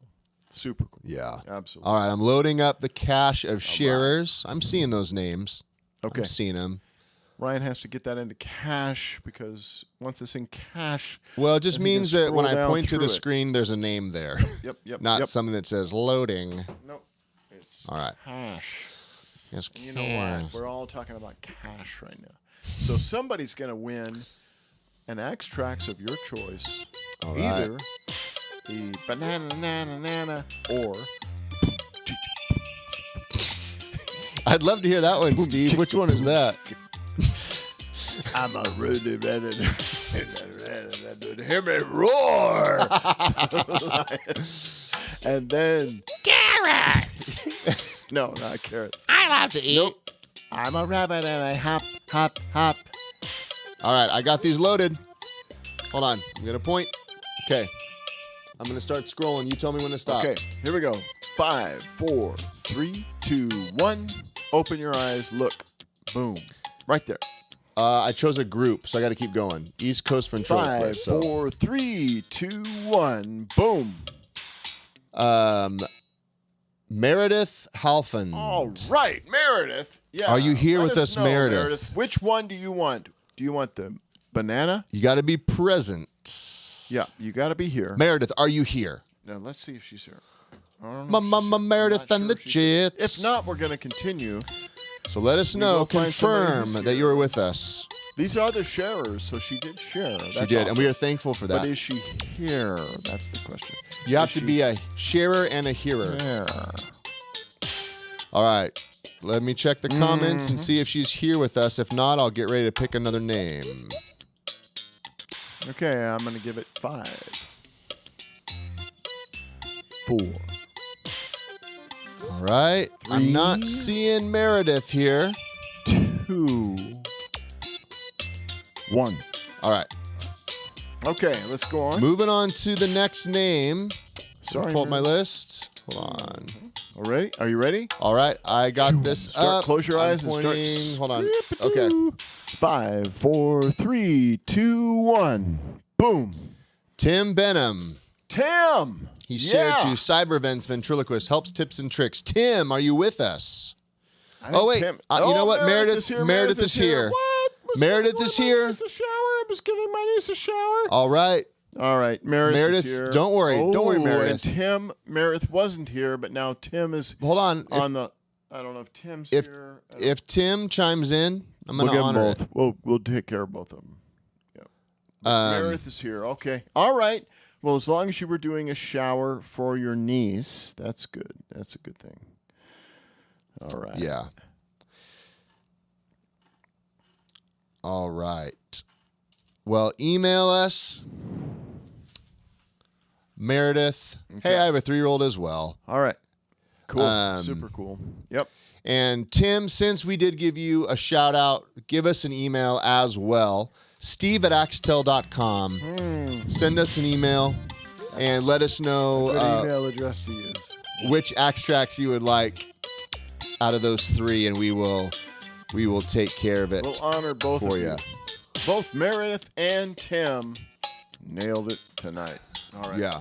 Good job, Ryan. All right. Hey, we are moving on to Oh, my gosh. the auction. What is going on? Reach for it. Reach for it. We got an auction. We know you. Sure. Come on. All right. We are auctioning the first Dinky monster. Remember, monster. these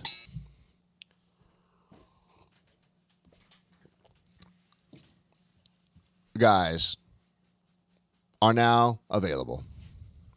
This is the very first one, though. This is the prototype, the very first one that will ship out. The rest of them will be at least a couple of weeks away. Yep, This they're is- in this is the production, very first- so this one's ready the to very ship first out, one. The very and first it'll one. be signed Yeah. by the one and only Stephen with the PH, Axtell. I usually go S Axtell, but yeah, okay. PH is in, what did we say? Emphasized. It is emphasized. Steve goes, yeah, all right. That's So, a PH. Let me get this set. There's a PH factor. Yeah. Get that email off the screen. And starting bid, Steve. Yep. What do you want to do starting bid for Well, this? let's see. They for are this normally bad boy? 119. Let's 119. go 150. Let's start 150. I say we started at 119. 119. I said 150. You said 119? Let's Right, go I 119. asked you, but I guess I didn't really value your opinion. My bad. So we split the diff? Okay, 135. All right. 135. I'm going to say 135, but hey, Steve. Yes. All right. 135 starting bid. As I type that, looks like I got 150 from Mario. And Mario, you know when I say your name like that, it's just because I For love some reason, it's Italian. saying Mario. I know. I just love. It's not French Canadian. I know. It's Mario. Mario. I have Mario at that's 150. Italian. I That's a have full-on Frank at Mario. 155. Mario. All right, I got Frank at 155. Mario. 155. Francisco. Oh, I got Zach at 175. 175. All right, for the first one The first one. will be signed by Steve Axtell. This is the first one. Ooh, I got Frank at 180. This is the 180. 180. All right, let me get that up on the screen. So you can see the uvula, the tongue, the teeth, the tusks that are a part of this guy, and he has horns as well. These are latex. Love it. Sorry, Brad, I see you at 180. I had Frank One there eye is first. low and one eye is high. Love the design on this. Couldn't have done it better myself because I'm not a designer. So clearly. What's fun is we got to show this on. But you took it home to your son, and your son loved it. He loved That's it. That's the super cool thing. And I think Steve is going to be the voice on this guy. The song. The song. La la la la. All right. La la la. La la la la la la la la la. All right, we going once, Steve. La la la. $180 going once to Frank All right, going once to Frank. Francis. That's Francis Frank. Frank. Yep, that's right. All right, going once, friends. What are you looking at? I'm not pointing at anything. I didn't ask that. I said, what are you looking at? Oh, I'm not looking at anything. I was looking at you, actually. What are you pointing at? Ah! That's There a it different question. is. That's a different question, and I'm pointing at the ceiling. This means going once. Oh, I see. Going once. Yeah. Going Let's once. see. Oh, hey. What? Is that a swoop? I guess it is. Swoop! There it is! That was for Zach swooping in at 190, but Swoop! There it is! that's a swoop back to Frank What's going at 195. Whoa! So we still got Frank there at 195. Frank 195. Yeah, it's the Frank. That sounds very familiar. That sounds like the Meredith. the Monster Pet voice. Meredith. Monster Pet. No. We got Frank or Francis or Francisco. Same You voice get guy. all the names when you Different hear. Or monster. a Mario. Same monster. Or a Bonnie. A Zach, a Winter. A Ryan Axtell. That's a Ryan Axtell. People come to us for our accents, but they stay for our puppets. All right, Steve, are we going once at 195? $195 going once. What are you pointing at? Ah, good job. $195 going twice. You just said once. What is going on? Peace, baby. Frank the Swoopmeister General Pereira. Oh my gosh. Oh my gosh. Hey guys, that's Steve's catchphrase. Let us know in the comments if you want a cup That says, that says, oh my gosh. I think it would work. All right. I think it's safe to go twice now. Oh my gosh. Oh my gosh. Going twice. Twice. Oh, folks, 195. Come on, this is a $300 puppet. Right here, 300. The first one. Signed by Steve Axtell. The first one. The first monster. The one that we use to record our All right. songs with. Whoa, what's going on? Uh-oh, he's reaching for Whoa. it, friends. My arm. Wait, What's did he happening? say peace, baby? Yeah, he already did. He said peace, baby. Could you say it again just for me? Peace, baby. There we go. All right. Whoa, he's Whoa. reaching for it. Whoa, just for you. Just for me, baby. What's happening? What's happening? I don't know what's happening. My arm is freaking out.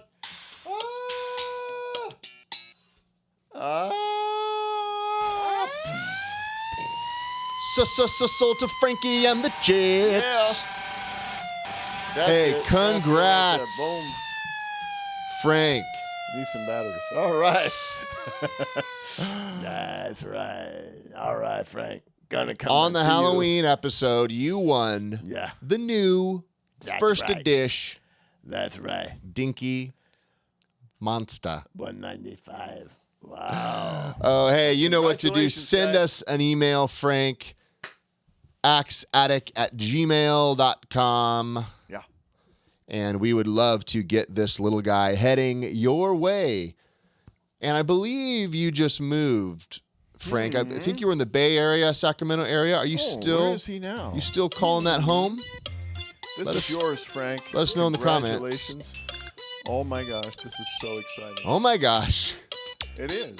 So All right, I'm putting the email address for up. $195. The first one. So, Frank, shoot us an email right there, axattic@gmail.com. We'll get you connected with Congratulations. Teresa for shipping. Steve will get this down to the shop tomorrow, and we will get it in the mail for you. Awesome. Pretty cool. Thank you. Hey, folks, remember, we are consultants for your show. If you would like us to consult with your show and to take it to the next level, That's right. Ryan and I are available. We can do soundtracks. We can do a theme song for you. Live virtual sets like we saw We can last write week. routines for you. We can improve things that you're doing in your routines, your scripts. So that's a good point. You know, sometimes people come to us with great scripts. That's right. And they just say, hey, could you maybe give us a extra set of eyes or punch it up a little bit? Yeah, we do that And a lot. so, Yep. you know, got it. From Tehachapi, okay, in Sacramento. Very cool. So, yeah, let us know. You can send me an email, ryan@axtell.com, if you have any questions about audiovisual kind of stuff. And Oh my gosh, yeah. So good. congrats on you winners of Dinky Axe Tracks. Congrats to Frank. Shoot us an email, axattic@gmail.com for your win. I think we should go out, though, with let's do it again. the spooky, scary Watch Axe this. Tracks logo. Watch the opening. If you weren't here for the opening, you got to watch this. I thought that was okay? Yeah. pretty cool. So we're going to go out with that. Thanks for joining us, everyone. Halloween special. We hope you have a great Halloween. Send us photos if you have any photos over the weekend with your dinkies, with your Axtell products and please puppets, you in a costume, drawings, all that. Ryan@axtell.com. Shoot it over to me. I'd love to share it on the show. I think that'd be a lot of fun.